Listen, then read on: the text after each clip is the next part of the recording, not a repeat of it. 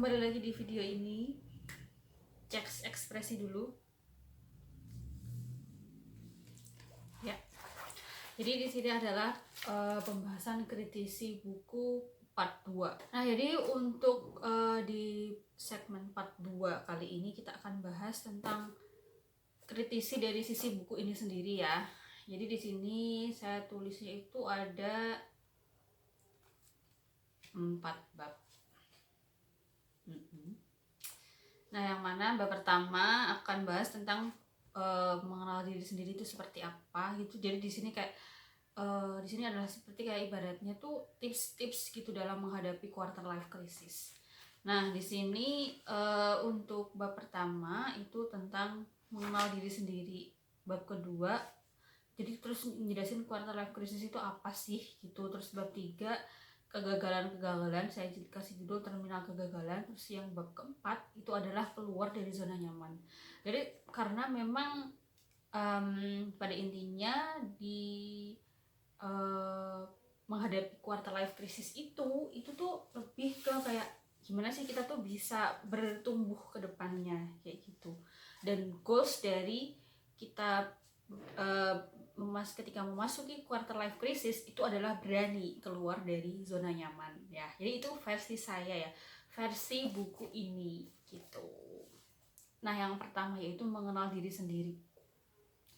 Jadi ketika kita mengenal diri sendiri itu kayak ibaratnya posisikan diri kita itu sedang diwawancarai untuk mencari pekerjaan seperti itu. Jadi kita ketika kita sebelum panggilan wawancara, nah kita pasti kasih CV kan. Nah, CV itu isinya apa aja gitu kan. Berarti kan otomatis ketika kita nulis di CV, nah kita tuh harus tahu kita itu apa, kita siapa, terus kita itu maunya ngapain.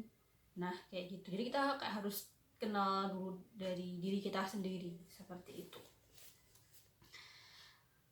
Nah, terus kita juga harus tahu kadang-kadang kalau ketika kita mengingat diri sendiri, mengenal diri sendiri itu kayak perasaan kita tuh kayak terombang-ambing gitu kan. Emang iya aku seperti ini, emang iya aku seperti itu. Kok aku nggak kayak dia sih, kok aku seperti ini sih. Nah, berarti kalau yang seperti itu kita tuh masih belum punya kontrol diri yang kuat. Jadi kalau misalkan kita mau mengenal diri sendiri itu jangan terlalu banyak membanding-bandingkan dengan orang lain gitu. Ini yaitu akan membahas tentang bab quarter life crisis itu sendiri ya, yang mana di sini itu kayak pandangan-pandangan tentang quarter life crisis itu sendiri. Nah, yang pertama adalah persiapan secara teknis dalam menghadapi quarter life crisis ini. Nah, jadi apa sih? Nah, quarter life crisis itu adalah dimana ketika seseorang itu mencapai pada usia yang benar-benar merasa kritis, kayak mulai bertanya tentang diri sendiri, tentang kayak aku ini ngapain sih di dunia, aku harus ngapain selanjutnya, kayak mulai berada di masa dia itu mengalami suatu kebingungan dan dia berusaha untuk mencari jalan keluarnya, tapi dia masih sangat bingung seperti itu. Nah, jadi setiap orang itu pasti mengalami masa-masa ini. Nah, tapi untuk waktunya itu tiap orang tentu saja berbeda-beda. Nah, tentu saja sesuai dengan lingkungan sekitar dia tinggal. Itu juga akan mempengaruhi kapan dia akan mengalami fase-fase ini, entah itu dia sebelum umur 20-an atau 20-an awal, atau mungkin setelah 25, bahkan mungkin ada. Jadi kesalahan quarter life crisis itu kan umumnya orang menganggapnya di umur 25 tahun gitu kan, tapi tidak selalu gitu, tergantung masing-masing orang. Nah, persiapannya itu apa sih? Nah, jadi kita harus bisa untuk mulai untuk nulis mimpi-mimpi kita itu apa. Nah, jadi kita harus tahu kayak setahun ini mau seperti ini, tahun depan mau bikin pencapaian apa, dan kita tuh harus benar-benar tahu gitu loh untuk apa sih yang paling cocok dengan diri kita gitu. Terus juga jangan lupa untuk keluar dari kandang keluar dari kandang dengan mengikuti kegiatan-kegiatan sosial. Nah, apapun itu yang paling dekat dengan dirimu saat ini, misalkan lagi kuliah gitu kan, ikutlah kegiatan-kegiatan sosial, organisasi-organisasi seperti itu yang bisa membuat kita itu open mind di luar sana.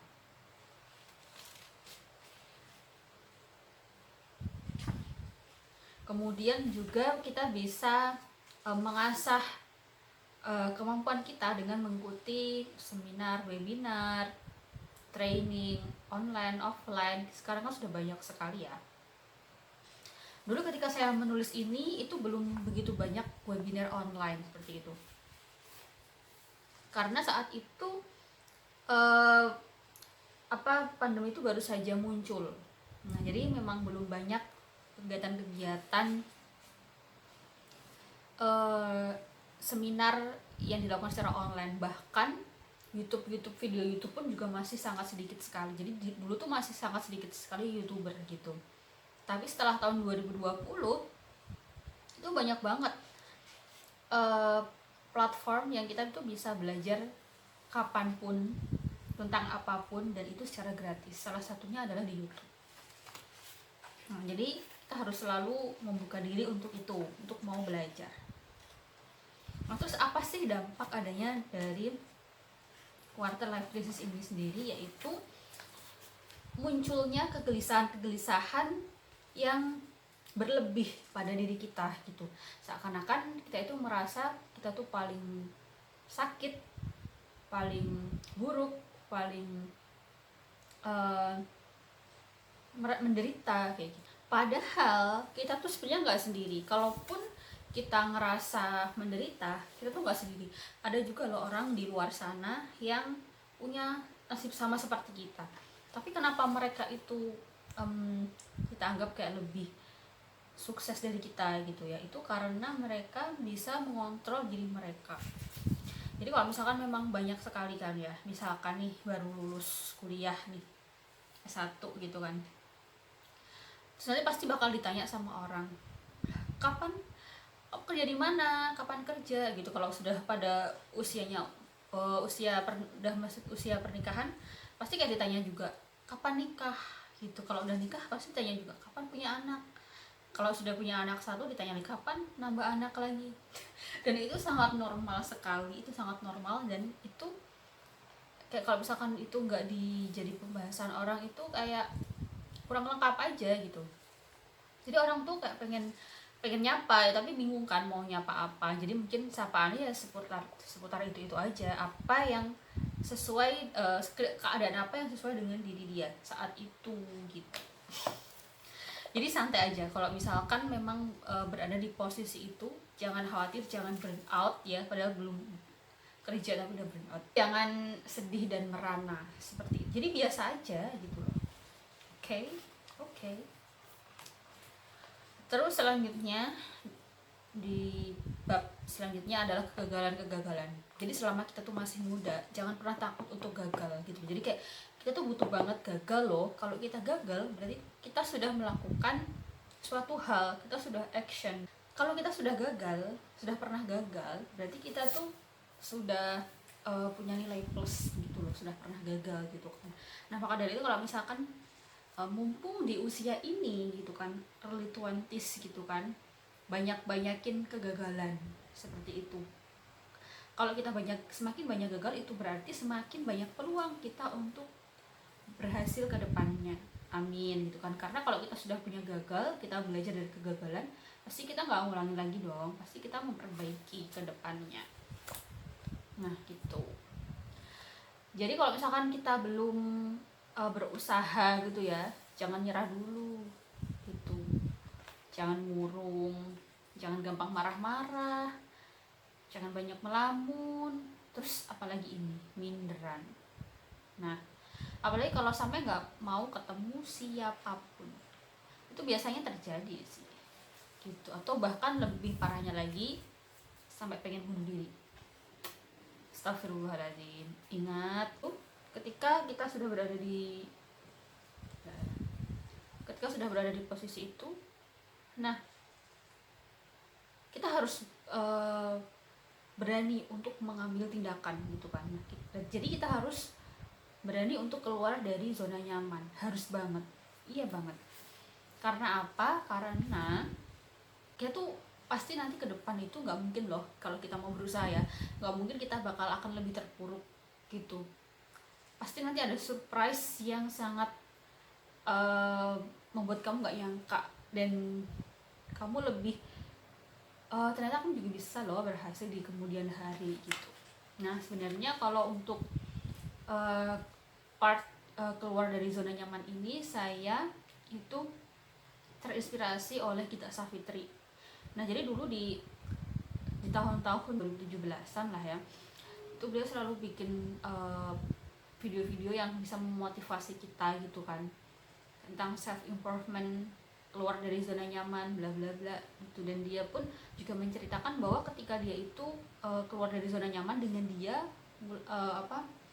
kuliah ke luar negeri gitu, ke Jerman, dan di sana bahkan dia harus mulai dari nol beradaptasi, ternyata berhasil gitu, berhasil untuk melawan rasa takutnya dia gitu, sampai akhirnya banyak achievement yang dia capai di tahun-tahun selanjutnya.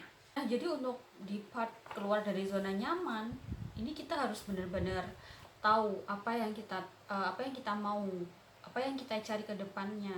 Dan ketika kita tahu langkah apa yang akan kita ambil dan kita tahu resikonya itu seperti apa, nah ambillah, beranilah untuk melangkah ke sana, karena di situ merupakan langkah awal kita untuk tahu, oh langkah kita tuh kurang segini loh, terus jadi kita tuh bisa memperbaiki. Terus nanti kalau misalkan kita udah nyemplung di pertengahan, nah kita bisa evaluasi di sana, apa sih yang kurang, apa sih yang enggak. Nah seperti itu, apa sih yang kurang, yang harus ditambah, apa sih yang harus ditambah dan harus diperbaiki lagi. Nah seperti itu. Nah jadi kurang lebihnya seperti itu secara garis besar ya isi dari buku ini. Nah kalau misalkan ingin membaca secara lengkap silahkan aja sih, bisa pinjam sepertinya ya di saya karena buku ini memang sudah tidak dijual lagi. Atau mungkin di kemudian hari saya ingin berencana untuk merevisi buku ini dan menerbitkan kembali buku ini dengan versi yang lebih baik dan disesuaikan dengan zamannya saat ini, yaitu yang paling banyak mengalami quarter life crisis itu adalah para Gen Z. Oke, baik, terima kasih. Semoga niat baik ini bisa diijabah, dan semoga video ini bisa memberikan manfaat untuk yang mau mendengarkan sampai habis. Terima kasih.